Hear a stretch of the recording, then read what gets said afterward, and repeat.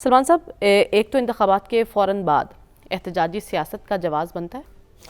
دیکھیں، ایک تو پازیٹیو بات یہ ہے کہ تحریک انصاف تمام تر تحفظات کے باوجود سسٹم کا حصہ بنی ہے. وہ سارے انتخابی عمل میں حصہ لے رہی ہے. وہ president, prime ministers, chief ministers, یہ ایک خوش آئند بات ہے. جب آپ بانی تحریک انصاف کی تاریخ پہ نظر دوڑاتے ہیں نا، تو ان کی سیاسی طاقت، سیاسی یا پارلیمانی طاقت پہ وہ اکتفا نہیں کرتے رہے، وہ احتجاجی اور مزاحمتی سیاست ہی کرتے رہے. یہاں تک کہ وہ 2018 میں بھی جب بس اقتدار آئے تو وہ پرائم منسٹر بنتے ہوئے بھی انہوں نے خود کو پرائم منسٹر نہیں سمجھا.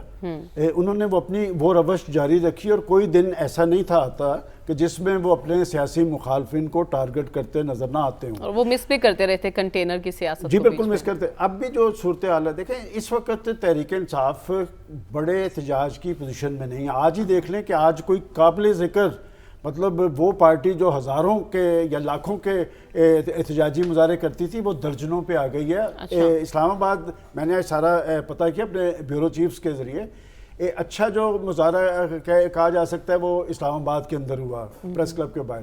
کہ جب پریس کلبوں کے باہر پولیٹیکل پارٹیز آ جائیں نا، تو اس کا بڑا ایک خاص میسج ہوتا ہے کہ وہ ایک تحفظ یہ چاہتے ہیں کہ جی پریس کلب وہاں پر موجود ہوگا، جرنلسٹ موجود ہوں گے. اب وہ اس پوزیشن میں نہیں ہے. اور اس پوزیشن میں کیوں نہیں رہے؟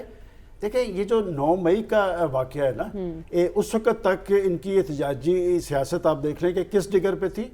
اب وہ اس پوزیشن میں نہیں ہے، اور اب وہ مذہبی لیکن وہ جماعتوں کہتے کی ہیں طرف ہم نے بہت سیکھا ہے ماضی سے، اب ہم پرامن احتجاج بہت اچھی بات ہے. پولیٹیکل پارٹیز اگر سیکھیں، میں تو سمجھتا ہوں کہ اگر وہ سیکھ رہے ہیں، اپنے طرز عمل پہ نظر ثانی کریں گے. وہ پاکستان کی بڑی اکثریتی پارٹی ہے، وہ سیاسی طرز عمل اختیار کریں. میں نے تو آپ کے پروگرام میں پہلے بھی کہا تھا کہ ان کے پاس تو بڑا موقع تھا کہ وہ جیل کے اندر سے بیٹھ کے کہتے کہ بھی میں بات کرنے کے لیے تیار ہوں پیپلز پارٹی سے. شاید یہ سناریو نہ ہوتا.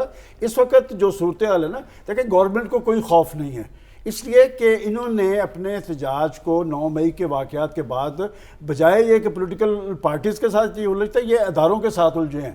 اور لیکن گرینڈ الائنس کی بھی بات کر رہے ہیں کہ احتجاجی سیاست یہ بڑی اچھا آپ نے پوائنٹ اٹھایا. یہ اس لیے کر رہے ہیں وہی کہ جی ان کے پاس اپنے پاس قوت نہیں. وہ چاہتے ہیں کہ مولانا فضل الرحمان کو ساتھ لے لے، جماعت اسلامی کو ساتھ لے لے. ان کے پاس مولانا آ جائیں گے ان کے ساتھ؟ مولانا قطن نہیں آئیں گے.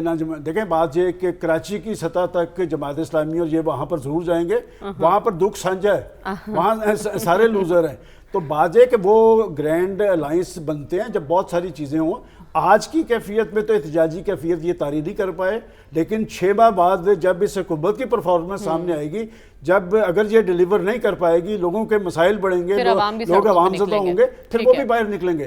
ایک خاص ٹائم ہوتا ہے ہمیشہ احتجاجی سیاست کا. کبھی انتخابات کے بعد یہ ٹائمنگ امپورٹنٹ نہیں ہے، لیکن یہ ضرور ہے کہ وہ اپنا احتجاجی عمل پارلیمنٹ کے اندر تک رکھیں گے. وہاں پر وہ ایوانوں کو گرم رکھیں گے، میدانوں کو گرم نہیں کر سکتے. وہ تو یہ بھی کہتے ہیں کہ ہمیں ایوان نہیں چلنے دیں گے. تحریک انصاف کا جو تحفظات ہیں وہ انتخابات کو لے کر ہیں. مبینہ انتخابی دھاندلی کے مسائل حل ہوں گے؟ یہ معاملہ حل ہو سکتا ہے یا پھر اس معاملے کو لے کر امور مملکت چلائے جا سکتے ہیں؟ سلمان صاحب، حکومت کس طرح سے نمٹے گی؟ کیا حکمت عملی ہوگی اگر احتجاجی سیاست ایسی ہی چلتی رہی؟ آپ کو لگتا ہے کہ شہباز شریف صاحب اس ایشو کو ایڈریس کریں گے، اپوزیشن کو کچھ رام کرنے کی کوشش کریں گے؟ دیکھیں، آپ اگر یہ پوچھنا چاہ رہی ہیں کہ وہ اپوزیشن سے کس طرح نپٹیں گے، وہ اس وقت اپوزیشن سے نپٹنے کی پوزیشن میں نہیں ہے. حکومت نے ٹیک آف کیسے کرنا ہے، اصل بات یہ ہے.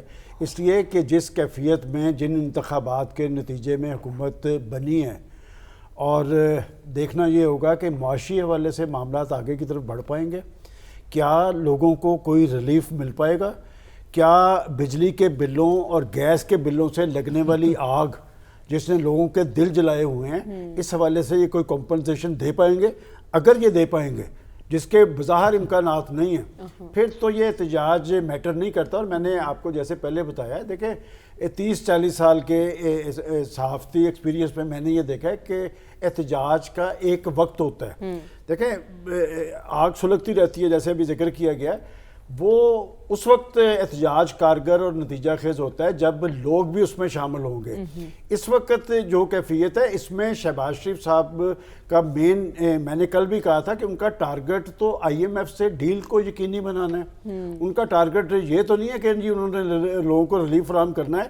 اور ہمارا بڑا سیاسی المیہ مریم صاحبہ یہ ہے کہ آج سے 1 ماہ پہلے پاکستان کی ساری پولیٹیکل پارٹیز 8 فروری سے پہلے کیا کہہ رہی تھی 300 یونٹ کہ مہنگائی کا خاتمہ کریں گے, لوگوں کو ریلیف فراہم کریں گے.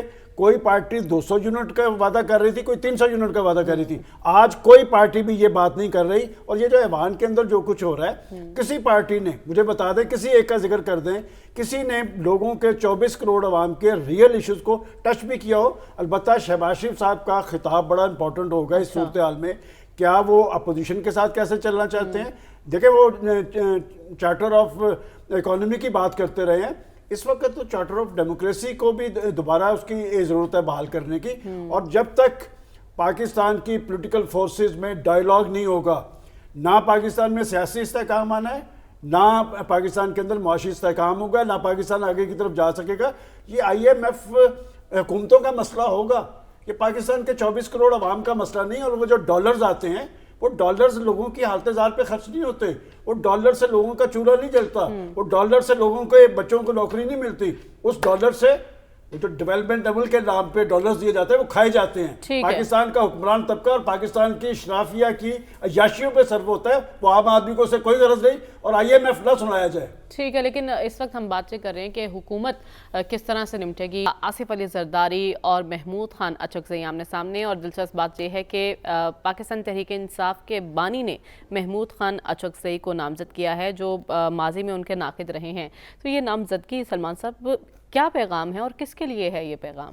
دیکھیں, ایوان صدر کے نئے مکین آصف زرداری ہوں گے, اور اس میں امپورٹنٹ کویسچن تو یہ ہے کہ MQM اور JUI کیا وہ انہیں ووٹ دیں گے. اس حوالے سے میں بتانا ضروری سمجھتا ہوں کہ چونکہ MQM نے سندھ کے شہری علاقوں کے اندر اس کی ایک اہمیت اور حیثیت ہے, وہاں پر کچھ دینے کی پوزیشن میں پیپلز پارٹی ہے. اچھا. اور وہ 16-17 ووٹ ہیں ان کے قومی اسمبلی کے اندر. اور یہ وہاں پر جو صورتحال بن رہی ہے, MQM کی پیپلز پارٹی کو اب ضرورت ہے آصف زرداری صاحب کے لیے. MQM کے تو 22 ووٹ ہیں. MQM آصف زرداری صاحب کو ووٹ دے گی, اس کا قوی امکان ہے. اور مولانا JUI نہیں دے گی. اچھا. جہاں تک کہ یہ ہے کہ دونوں جو کینڈیڈیٹ ہیں, ایک پشتون ہے, ایک بلوچ ہے. اور یہ امپورٹنٹ بات ہے, اور آپ نے بڑے محدود بڑے مناسب الفاظ میں کہا کہ ناقد نہیں رہے. وہ محمود خان اچکزئی کی چادر کو تضحیک کا نشانہ بناتے رہے, اور یہاں تک کہتے رہے کہ میں پاگل ہو گیا تھا کہ میں نے اس پہ اعتماد کیا. میں نہیں چاہتا کہ خان صاحب پھر پاگل ثابت ہوں. البتہ یہ بات میں ضرور کہوں گا کہ نئی صورتحال کے اندر ایوان صدر کا نیا مکین جو ہے, اس سے بھی اچھی توقعات اس لیے ہونی چاہیے کہ جیسے ہم ابھی بات کر رہے تھے کہ پاکستان کے اندر سیاسی ڈائلاگ, اور آصف علی زرداری صاحب کا ایک کریڈٹ ضرور ہے, وہ بھی پولیٹیکل فورسز کو ساتھ لے کے چلنا چاہتے ہیں. اچکزئی والی موو جو ہے, میں سمجھتا ہوں ایک سمارٹ موو ہے پاکستان تحریک انصاف کی. یہ سارے لوگ جتنی نامزدگیاں ہو رہی ہیں, کہ علی امین گنڈاپور ہوں, دیگر لوگ, یہ سارے جارے ہیں, جارحانہ انداز ہے, مزاحمتی انداز ہے. اور محمود خان اچکزئی یہ ضیاء الحق کے دور میں جلا وطن رہے ہیں, افغانستان کے اندر رہے ہیں, بے نظیر بھٹو کے دور کے واپس آئے. ایک کریڈٹ ان کا ضرور ہے کہ وہ اینٹی اسٹیبلشمنٹ ہیں, آج تک اس پہ کاربند ہیں, آئین اور قانون کی بالادستی کی بات کرتے ہیں.